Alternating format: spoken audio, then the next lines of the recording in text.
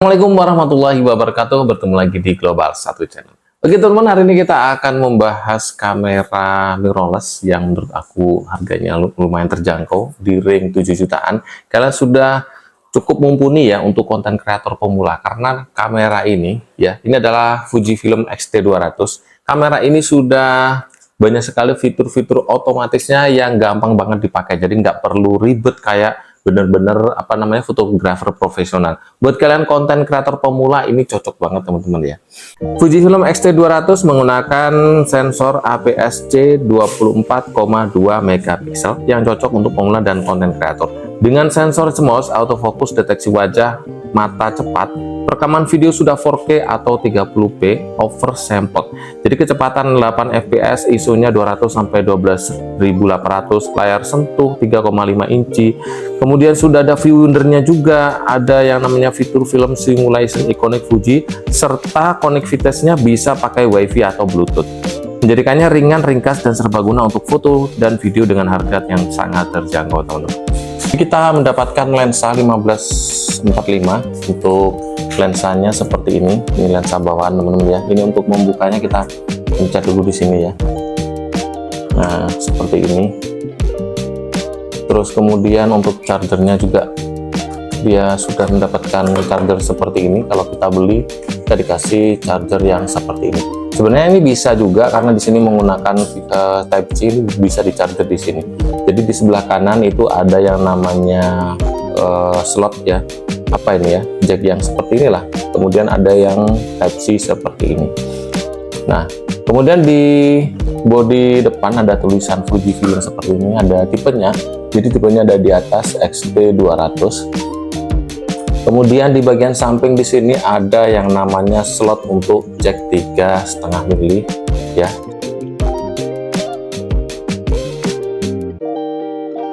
Untuk mic eksternal teman-teman ya. Jadi kalau kalian punya mic eksternal yang jacknya 3,5 mili, bisa dicolokin di sini, dan ini support banget buat konten kreator pemula karena videonya sudah bisa dimasukin mic di sini ya teman-teman ya. Ini yang sangat benar-benar dibutuhkan buat konten kreator, buat YouTuber ataupun buat yang suka hobi video-video. Jadi nggak hanya soal foto, video juga diperhatikan di sini ya, karena ada jack mic eksternalnya. Oke, dari di sini kita bisa buka untuk yang namanya flash ya, bisa dibuka dengan menekan ini. Tuh, jadi flashnya bisa diputar di sini. Dan untuk ini juga bisa diputar. Nanti ini ada pengaturan untuk lainnya ya. Kemudian di sini juga ya bisa diputar. Ini untuk kecerahan ya, bisa diputar di sini. Kemudian untuk menu-menunya, menu-menu otomatisnya di sini gampang banget. Jadi teman-teman nggak perlu ribet, misalkan mau foto sport tinggal diarahkan aja ke spot seperti ini, mau kemudian foto yang manual ataupun foto gerak cepat ya. Bahkan untuk yang namanya fitur-fitur kayak panorama itu sudah disediakan di sini teman-teman. Jadi ini sudah cukup lengkap menurut aku ya. Ada night mode juga, jadi buat kalian yang nggak suka otak-atik ataupun makanya asal jepret aja, ini cocok banget ya teman-teman ya. Kemudian untuk ini display dan juga pemotretan berkelanjutan, dan ini nggak tahu ini apa ya, nanti kita coba teman-teman ya. Nah, yang menarik lagi ini adalah layarnya 3,5 inci ini. Dia sudah touchscreen teman-teman ya. Kita akan nyalakan ya. Kita akan coba nyalakan. Dia sudah touchscreen, kemudian juga sudah tajam banget ya. Gambarnya displaynya juga tajam banget, dan yang aku suka di sini dia sudah support dengan Bluetooth. Jadi bisa dikoneksikan ke HP kita saat kita nyalakan nanti ya. Di sini ada Bluetoothnya juga. Jadi kalau kalian mau di mirror kalau mau di mirror di HP juga bisa teman-teman ya. Untuk pengaturan Bluetoothnya bisa kalian cek di menu sini. Nah, di menu sini nanti bisa dicek di sini ya. Di pengaturan sini kalian bisa nyalakan dulu untuk fitur yang namanya Bluetoothnya. Ini ada connecting setting ya. Jadi hasilnya nanti bisa ditransfer atau di-download di HP langsung menggunakan aplikasi Fujifilm ya. Nah, ini kita nyalakan dulu kalau misalkan teman-teman mau mengkoneksikan Bluetoothnya. Nah, ini ada Bluetooth on off-nya di sini ya. Bisa oke banget teman-teman ya. Jadi nggak perlu transfer data lewat apa namanya, USB, lewat apa, langsung aja lewat Bluetooth udah bisa. Nah, untuk view windernya juga cukup oke banget di sini. Kalau misalnya kita deketin aja di sini teman-teman ya, view windernya itu bakal langsung nyala di sini. Tuh. Dan view windernya juga ada pengaturan apa fokusnya di sini ya. Ini ada pengaturan fokusnya di sini teman-teman. Tuh ya, view windernya ini tajam banget. Gambarnya sudah kayak benar-benar kayak layar, nggak kayak view winder yang zaman dulu ya teman-teman ya. Kalau yang di sini nampilin menu ini apa? Jadi selain di sini, ini juga untuk nampilin menunya tinggal diklik sini. Nanti ada pilihan menu seperti ini bisa disetting ya. Nah, untuk ukuran-ukuran ini bisa disetting. Kemudian cahayanya juga bisa jadi selain disentuh, ini juga bisa diputar di sini teman-teman ya. Untuk cahayanya seperti itu. Bisa diputar di sini. Terus ini juga bisa di save timer ya. Kalau yang sebelah kiri ini timer. Mulai dari berapa detik di sini ada di sini ya untuk timernya ya. Fokus modenya di sini ada manual fokus, ada continuous AF, ada single AF juga. Terus untuk nah ini ya menu-menu untuk kameranya. Kemudian untuk videonya, nah yang aku suka di sini dia sudah yang namanya 4K teman-teman ya. Walaupun di sini 4K itu ada limitnya di 15 menit dia akan berhenti, tapi 15 menit itu udah cukup panjang banget kalau menurut aku, apalagi kalau buat konten kreator untuk YouTube, untuk TikTok dan lain-lain, 15 menit itu udah cukup banget. Tapi kalau kalian mau yang tanpa batas, kalian bisa pakai yang ini ya, yang Full HD ya, atau yang di ukuran HD ini aja. HD juga gambarnya lumayan bagus kok, yang 25p atau 24p itu menurut aku juga sudah bagus teman-teman. Dan di sini sudah ada yang namanya digital gimbal atau digital image stabilizer. Jadi videonya benar-benar stabil ya. Jadi ada dua, di sini kita bisa aktifkan yang gimbal. Jadi kalau misalkan ini digital gimbalnya on, itu yang digital image stabilizer-nya nggak bisa diaktifkan, full HD high speed rack-nya juga nggak bisa diaktifkan. Jadi kalau mau, ini kita harus pilih salah satu guys. Kita coba nanti bagusan mana ya, yang digital apa namanya image ini atau digital gimbal bagusnya ya. Fokus modenya juga bisa kita set ya, biasanya kita pakai yang bisa pakai manual fokus ataupun pakai continuous autofocus ya. Ini pakai manual fokus saja kalau dipakai buat video ataupun ngejepret, karena lebih maksimal banget hasilnya ya.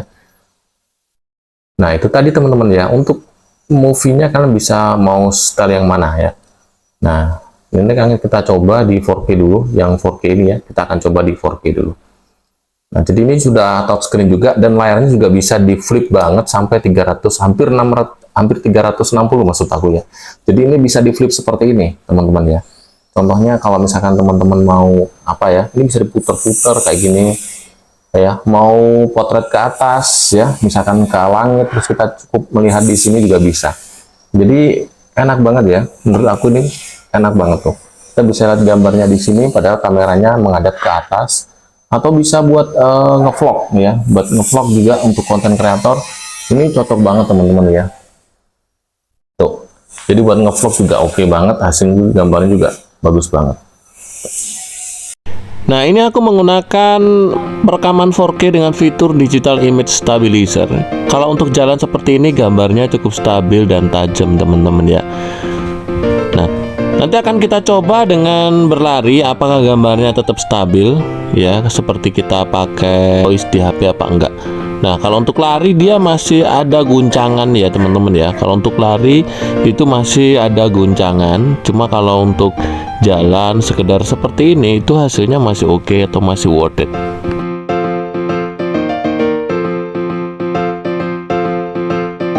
Nah, sekarang ini aku menggunakan fitur gimbal stabilizer. Jadi kalau pakai gimbal itu gambarnya memang ke crop kayak gini teman-teman, agak kelihatan gede ya, ke crop. Tapi untuk hasilnya videonya stabil banget ini malah dibilang. Kalau misalkan nanti kita coba untuk lari hasilnya kayak gimana, kita bakal cek nanti di videonya ya. Kalau untuk jalan-jalan kayak gini dia bagus banget ya, stabil banget. Nah, sekarang kita akan coba tes lari ya, apakah videonya bisa tetap stabil. Nah, ternyata untuk lari juga lumayan lebih stabil daripada yang tadi ya, yang digital image stabilizer. Jadi lebih stabilan yang gimbal ini teman-teman. Tapi ya memang gitu, dia agak ke crop gambarnya ya, jadi agak lebih besar seperti ini. Nah, untuk hasil fotonya seperti ini. Untuk mode potretnya bagus banget ya, jernih banget. Ini aku nggak pakai fitur bokeh. Terus untuk mode spotnya juga kelihatan tuh, anak-anak yang pakai sepeda itu dia nggak ngebayang ya. Ini aku video dari jarak jauh teman-teman ya. Untuk mode fokusnya atau mode makronya seperti ini. Oh ya, untuk baterainya sendiri dia lumayan awet teman-teman ya. Kalau dipakai terus bisa bertahan kurang lebih 4 jam. Dia baterainya di 1300 mAh ya. Dan untuk memorinya juga dia bisa menggunakan ini adapter aja. Kalau misalnya kalian nggak punya kartu seperti ini, kalian bisa pakai adapter ya. Karena untuk memorinya dia menggunakan kartu yang seperti ini. Jadi menurut aku worth it banget ya. Untuk harga 7 jutaan kalian udah dapat mirrorless kayak gini ya. Itu menurut aku sudah oke banget buat konten kreator pemula, cocok banget karena praktis banget ya, nggak perlu banyak settingannya, hasilnya juga sudah oke, dan banget minimalis dan bisa mudah dibawa kemana-mana ya, jadi kelihatan lebih profesional daripada kalian pakai handphone. Dan ini pun gambarnya juga menurut aku sudah bagus. Oke teman-teman, kalau pengen beli nanti saya kasih linknya di pojok kiri bawah, kalian cek di situ, harganya di range antara 5 juta sampai 7 jutaan ya. Semoga bermanfaat, jangan lupa di like, share, subscribe, aktifkan loncengnya biar teman-teman gak ketinggalan video kita berikutnya. Wassalamualaikum warahmatullahi wabarakatuh.